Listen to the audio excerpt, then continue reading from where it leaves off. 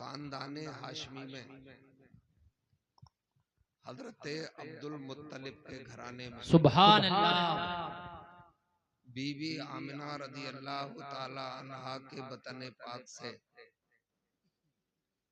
4:45 पर सुबह सादिक के वक्त हमारे आपके आका पूरी कायनात के दाता जनाब मोहम्मद रसूलुल्लाह की जलवागरी हुई। सुभान अल्लाह।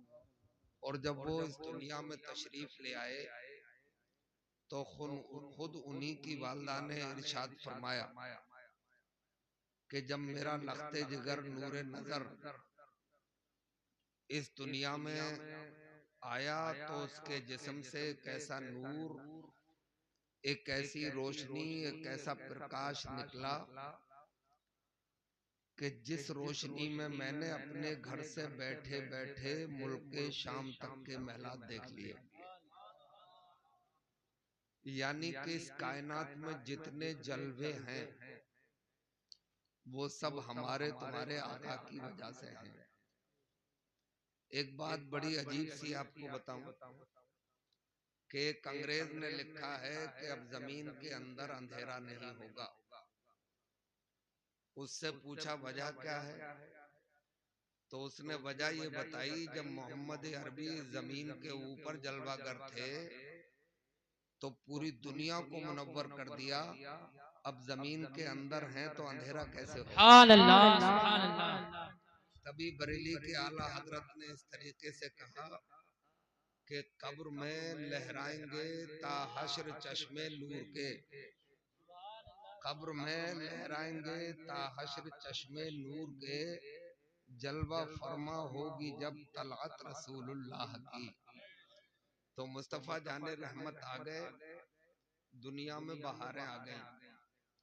और ये ऐसी पर्सनालिटी, ऐसी अजीम शख्सियत के अपने ही नहीं, जो अकल रखते हैं, जो हसद नहीं रखते, चाहे वो दूसरी ही अक़वाम के क्यों ना हो, मगर जब मुस्तफा के बारे में जबान खोलते हैं तो उनकी प्रशंसा ही करते हैं, उनकी तारीफ ही करते हैं। जैसे मैं बताऊं आपको, अपने प्यारे वतन जिसमें हम रहते हैं, इसे भारत, इसे हिंदुस्तान, इसे इंडिया कहा जाता है। इसी के एक राइटर हैं, साउथ इंडियन है, नाम है उनका प्रोफेसर कृष्णा रामाराव। उन्होंने किताब लिखी है, उस किताब का नाम है मोहम्मद इस्लाम के पैगंबर। हिंदी लिपि में है, देवनागरी में है, 20 औराक की किताब है, बहुत मोटी नहीं है। दिल्ली की जामा मस्जिद के इर्द गिर्द जितने कुतुब खाने हैं सब पे मिल जाती है, कभी जाइएगा तो खरीदिएगा। वो प्रोफेसर कृष्णा रामाराव लिखते हैं कि मैंने मोहम्मद को जिस एंगल से भी देखा, जिस नजरिए से देखा, जिस दृष्टिकोण से देखा, मुकम्मल पाया, लाजवाब पाया। जैसे मैंने उस पर्सनालिटी को जब एक फकीर की हैसियत से देखा, एक पोप की हैसियत से देखा, तो उसके कपड़ों पे पहमद लगे हुए देखे, मोटे धागे से उनकी जूतियों को सिला हुआ देखा, और 15-15 दिन एक एक खजूर पे गुजारा करते हुए देखा। मगर जब मैंने उसी पर्सनालिटी को एक हुक्मरान की हैसियत से देखा, एक शहंशाह की हैसियत से देखा, तो ये जमीन तो बेचती क्या है, मैंने उसके उंगली के इशारे पे चांद को फटते हुए देखा, डूबे हुए सूरज को वापस आते हुए देखा। ये मेरे मुस्तफा हैं।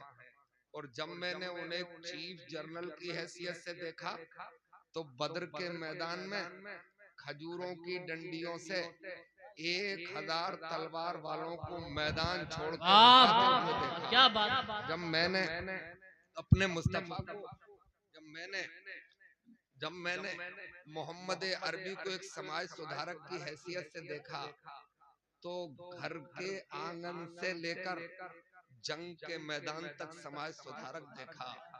ये है मेरे मुस्तफा। तभी तो बरेली से आवाज उठती है कि तेरा कद तो नादिरे दहर है, तेरा कद तो नादिरे दहर है, कोई मिसल हो तो मिसाल दूं।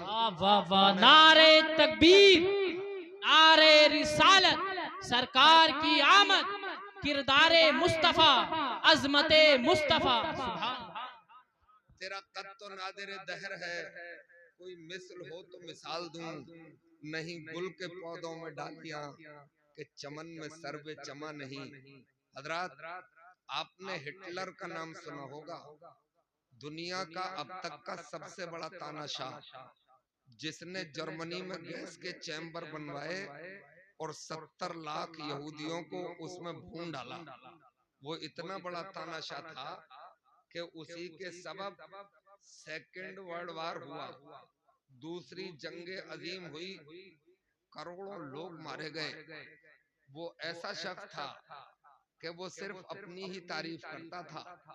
या उसने कुत्ता पाला हुआ था जिसे वो टाइगर बोलता था, उसकी तारीफ करता था। मगर जब मोहम्मद अरबी के लिए बोला, मुस्तफा जाने रहमत के लिए बोला, तो इस अंदाज में बोला कि एक दुनिया का उसूल है, एक कानून है, एक ज़ाब्ता है कि जो वक्त गुजर रहा है उसे रोका नहीं जा सकता, और जो गुजर गया है उसे वापस नहीं लाया जा सकता, यानी वक्त का रिटेक नहीं किया जा सकता। मगर बोलता है कि ये उसूल भी अगर टूटा है,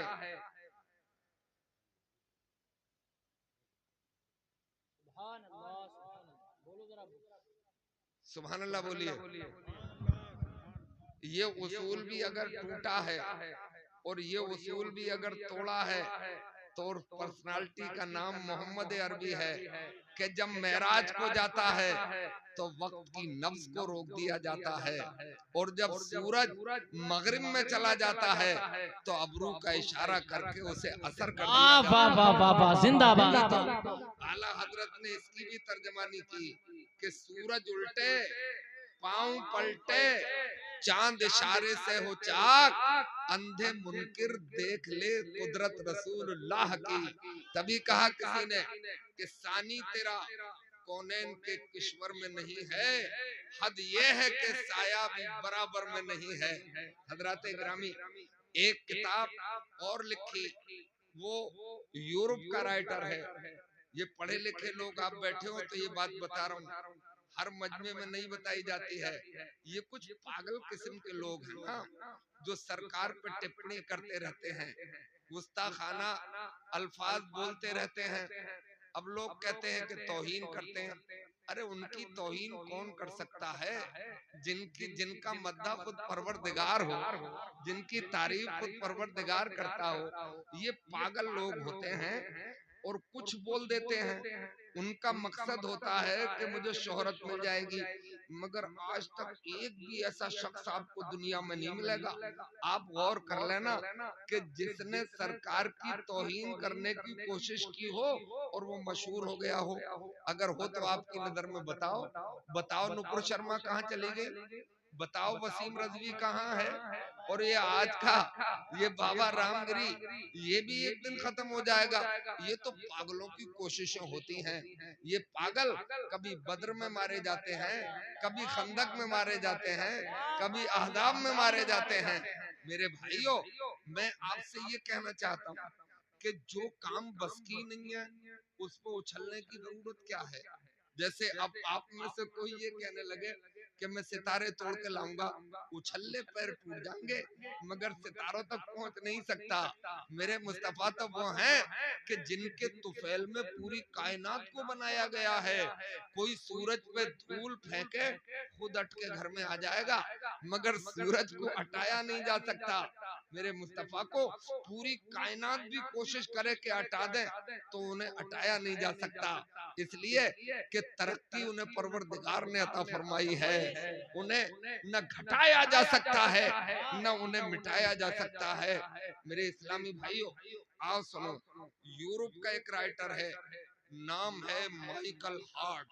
उसने एक किताब लिखी है, किताब का नाम है, क्योंकि अंग्रेज है वो, अंग्रेजी उसकी जबान है, तो अंग्रेजी में ही उसने एक किताब लिखी है। किताब का नाम है द हैंड्रेड। हैंड्रेड तो सभी आप जानते होंगे, क्योंकि इंग्लिश मीडियम का दौर है। सैयद साहब का भी कॉलेज शायद इंग्लिश मीडियम है, सीबीएसई बोर्ड से, अच्छा फिक्स है, जरूरत है इसकी भी। मैं कहता हूँ अपनी बड़ी बड़ी कॉन्फ्रेंसों में कि जितनी नजर हमारी आज मदरसों के ऊपर है बिला तफरीक, उतनी ही गहरी नजर इस दौर के सीबीएसई बोर्ड पे भी होना चाहिए, कॉलेज पे भी होना चाहिए। मेरे भाइयों, तो मैं अर्ज कर रहा था कि उस माइकल हार्ट ने किताब लिखी है द हैंड्रेड। हैंड्रेड तो 100 को कहते हैं, मगर इंग्लिश ग्रामर के एतबार से जब नाउन या प्री नाउन पर दा लगा दिया जाता है तो वो आम से खास हो जाता है। हम अरबी वाले अलिफ लाम लगा के नकरा को मारफा करते हैं, ऐसे ही इंग्लिश वाले नकरा को मारफा दा लगा के करते हैं। जैसे मैं कहूँ कैट तो उसका मतलब है बिल्ली, वो आपके दरऊ की बिल्ली भी हो सकती है, किछा की बिल्ली भी हो सकती है, और मोदी जी के थैले की बिल्ली भी हो सकती है। मगर जब मैं कहूँगा दा कैट तो एक खास बिल्ली, एक मखसूस बिल्ली। तो हैंड्रेड तो आपकी जेब के भी हो सकते हैं, मेरी जेब के भी हो सकते हैं, मगर जब मैं कहूँगा द हैंड्रेड तो मखसूस 100, तो उसने अपनी द हैंड्रेड में 100 मखसूस शख्सियात का जिक्र किया है जिन्होंने दुनिया में अनोखे काम किए, निराले काम किए, स्पेशल काम किए। जैसे कि आज कोई अजूबा कर देता है तो उसका नाम लिम्का बुक में चला जाता है या गिनीज बुक में चला जाता है। तो अजूबा जिन्होंने काम किए उनका तस्करा किया उसने। मेरे इस्लामी भाइयों, आप चौड़े हो जाओगे, आपका दिल बाग बाग हो जाएगा। उसने अंग्रेज होते हुए भी उन 100 पर्सनालिटीज में सबसे पहला तस्करा जो किया है वो हमारे आका मोहम्मद रसूलुल्लाह का किया है, और वो किताब हो गई बहुत मशहूर।